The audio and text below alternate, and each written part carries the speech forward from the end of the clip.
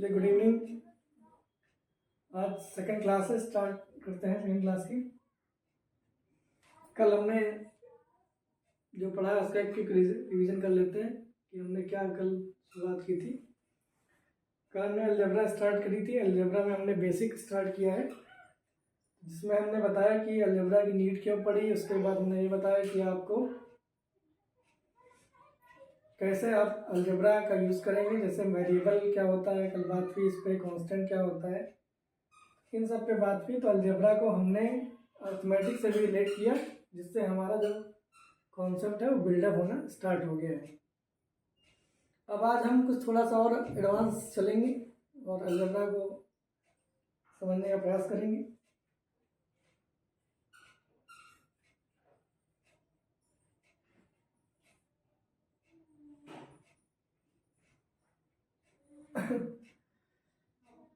अब कुछ एग्जाम्पल करते हैं पहले, फिर समझते हैं उससे।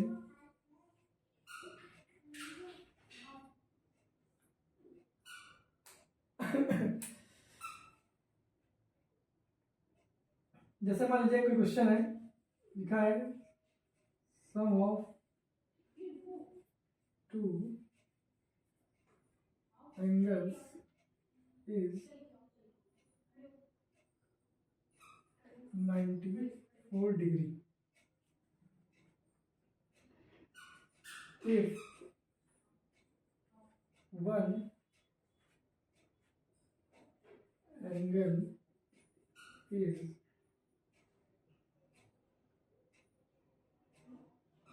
is 74 degree, then find other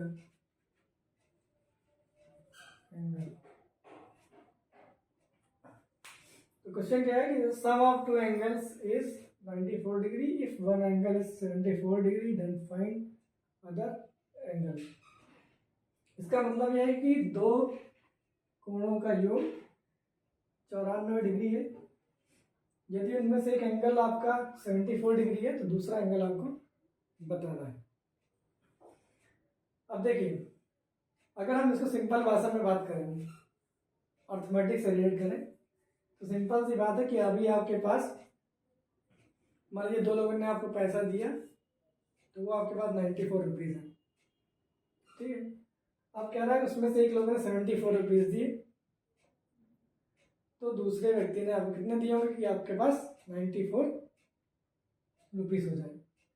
तो आप क्या करेंगे, सिंपल सी बात है, 74 प्लस जो आपका दूसरे व्यक्ति ने दिया होगा अमाउंट इक्वल टू आप 94 कर देंगे। ये तो बात थी।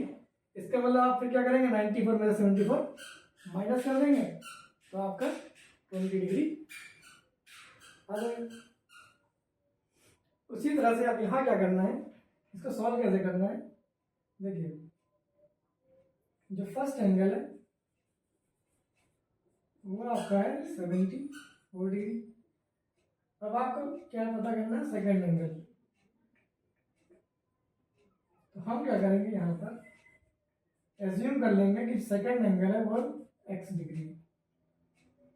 क्या एज्यूम करेंगे कि जो सेकंड एंगल है वो क्या है, x डिग्री। अभी हम यहाँ सॉल्व करना नहीं सीखेंगे, सिर्फ हम अलजेब्रिक इक्वेशन बनेगी यहाँ पर, उसको बनाना सीख रहे हैं, ठीक है। सेकंड एंगल हमें क्या करना है, x डिग्री मान लेना है। अब अकॉर्डिंग टू क्वेश्चन चलेंगे, अगर हम, वो कह रहा है कि sum of two angle is 94 degree, मतलब कि पहले और दूसरे एंगल का जो सम है वो कितना है, 94 डिग्री है। ये 74 degree plus x degree equal to 94 degree. तो इस तरह से ये इक्वेशन अलजेब्रिक इक्वेशन बन जाएगी।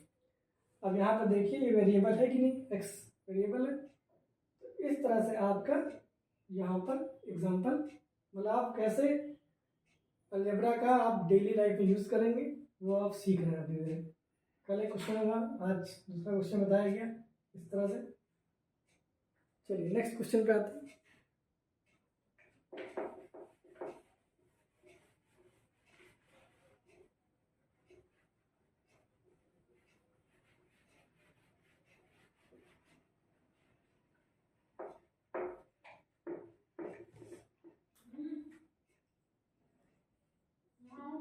नेक्स्ट एग्जांपल लेते हैं कोई, मान लीजिए राम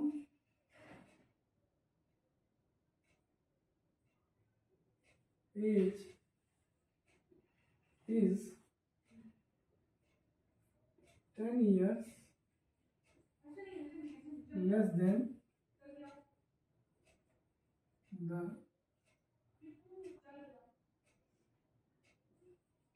his father's age,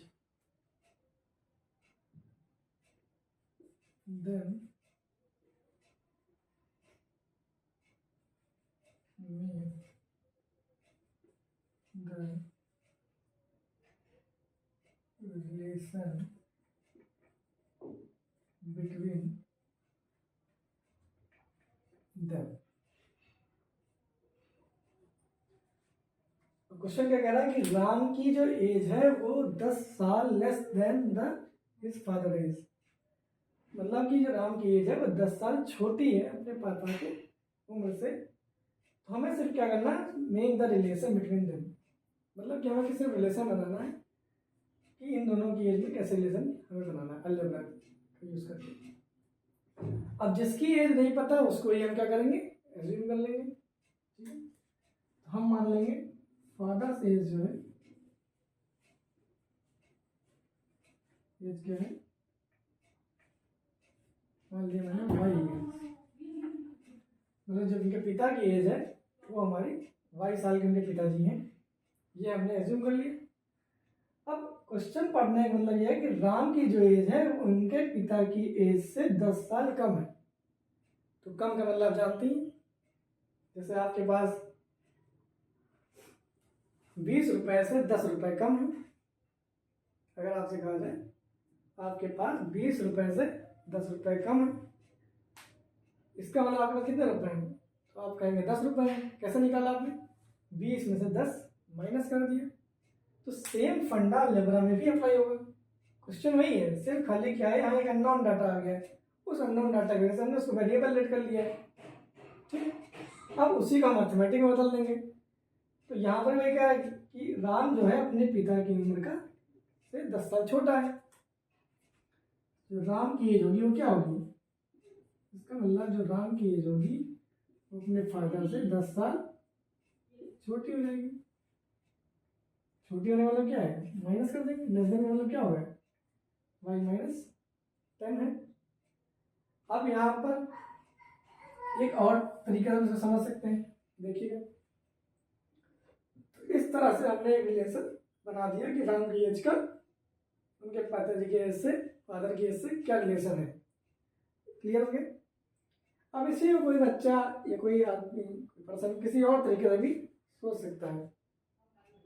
वो कह रहा है कि मैं मानूंगा कि राम की जो एज है, मतलब जो राम की उम्र है उसको मैं मानूंगा ए साल की, मतलब वो उल्टा बोलना चाह रहा है कि अगर राम की एज ए साल है तो उसके फादर की एज हमें रिलेशन निकालना है, उसकी फादर की एज का रिलेशन निकालना है। तो अब आप ये सोचिए, अगर राम अपने पापा से 10 साल छोटा है तो इसका उल्टा क्या होगा स्टेटमेंट, कि उनके पापा, राम के पापा राम से 10 साल बड़े हैं, यही तो मतलब हुआ।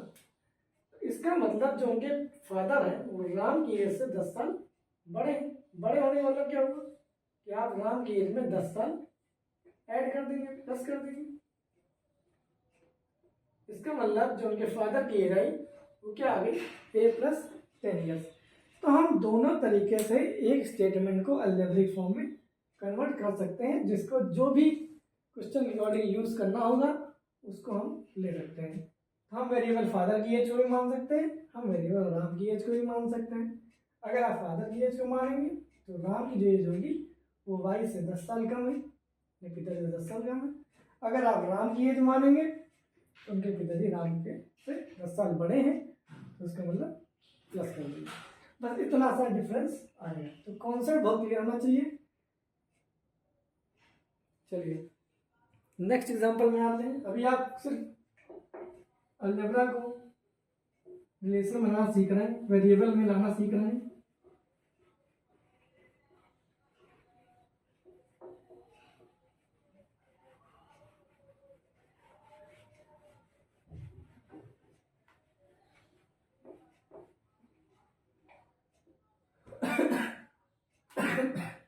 नेक्स्ट एग्जांपल देखिए,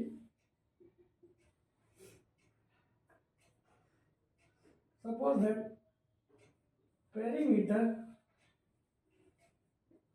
perimeter of a square is 20 centimeter.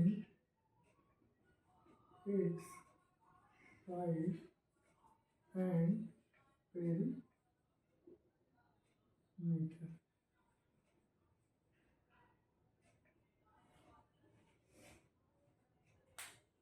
कह रहा है क्वेश्चन आप पढ़ते, perimeter of A square is 20 centimetre, find the relation between its side and perimeter. अब क्या है यहाँ पर एक स्क्वायर जिसको मैं नहीं पता मैं बता दे रहा हूँ एक बार, हो सकता है बहुत बच्चे स्क्वायर मतलब होता है वर्ग। स्क्वायर एक क्वाड्रिलेटरल है जिसकी सारी साइड्स इक्वल होती हैं, और सारे एंगल राइट एंगल होते हैं, मतलब सारे कोण 90 अंश के होंगे, सारे के सारे एंगल के होंगे 90 डिग्री होंगे। ठीक है,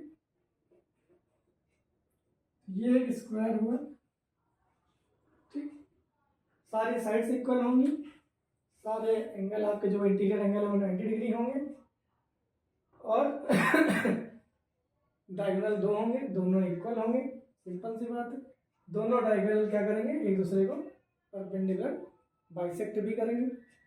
ठीक, तो ये होता है बेसिकली स्क्वायर। तो हमने इसको यहाँ पर क्लियर कर लिया कि ये टर्म क्या बता रहा है, स्क्वायर समझ में आएगा। नेक्स्ट टर्म है पेरीमीटर।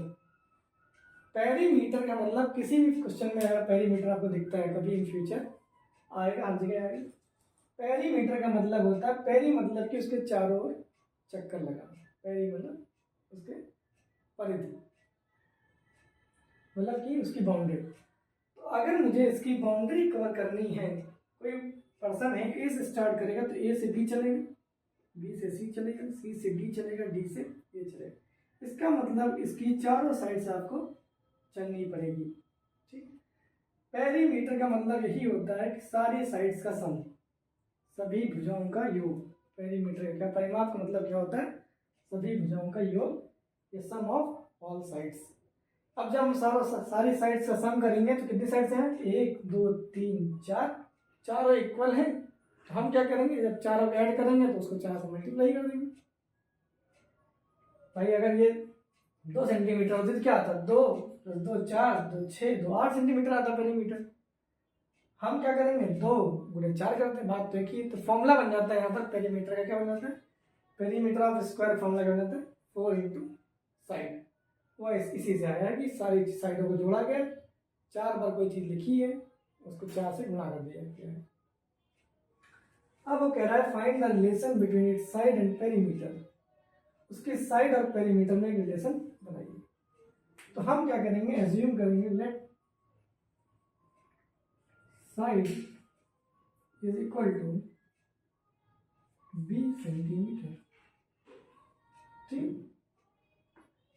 तो पेरीमीटर क्या होगा, then perimeter of square is equal to कितना होगा, अभी मैंने आपको बताया b + b + b + b